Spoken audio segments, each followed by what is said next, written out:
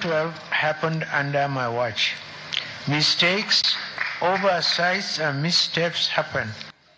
The recent admission of the former head of state, Ibrahim Babangida, over his wrong decision to annul the June 12, 1993 presidential election, which was described as the fairest and freest in the history of the country, has continued to generate wide outrage from members of the Nigerian public. The former head of state, who made the revelation on the occasion of his book launch entitled National Service, disclosed that he annulled the election in the interest of the nation.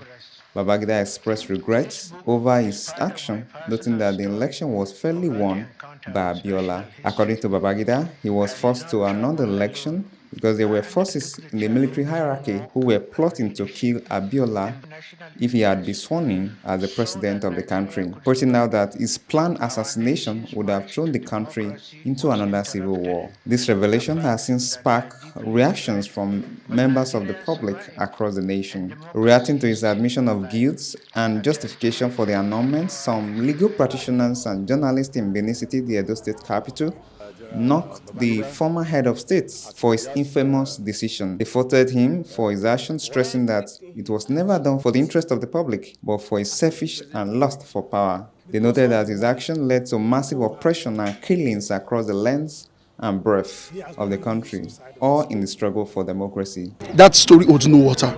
I respect IBB, I love him, I respect him, but it has no water. If you were able to stop those who were going to do a coup against you and neutralize them, why couldn't you neutralize those who would have subverted the electionary process? However, there's no way he can exonerate himself from blame, because as commander-in-chief, he ought to have taken responsibility. But because of the greed for power, if you look at the whole thing, it shows that democracy is still the best form of government.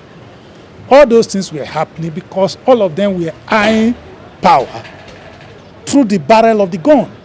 I see it was in bad light, but from his own perspective, I felt he was trying to unburden himself, free himself from the guilt.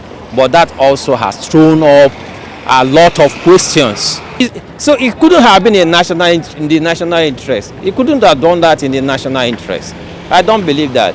Others describe the confession as in time, advocating for his prosecution on what they termed as heinous crime against Nigerians. To this nation for withholding truth for 30 years or more. Listen, I expect that the current president of Nigeria should arrest him and not applaud him. This is somebody who took his time, truncated democracy. In fact, that election was adjudged the freest and fairest election. In fact, that is the first election I ever voted in my life. And by the time we finished voting, we knew that, look, Abiola was the president of the nation. But for him to annul the election and now he is blaming dead persons, he ought to be arrested because he's the only living person alive who witnessed that annulment. Some of the respondents noted that the revelation should spark a new drive for the country to pursue ideas of development and democratic principles. To begin to move on as a nation, June 12 is over 32 years ago. What happened in 2023 election? What will happen in 2027 election? That should be the discourse right now, and how we can improve our electoral process, and then finally how we can make sure that our institutions work. Let us see what we can do to perfect the system. Ensure that we have a near perfect electoral system. Amend the electoral laws. Let all of us engage the authorities, the electoral bodies, and all other agencies of government. So you'll be listening to me speak all this while. We should look beyond June 12 and think about how to restructure this country.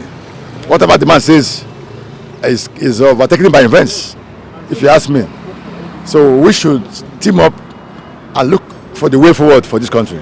Austin Ayenin reporting for VOS TV News.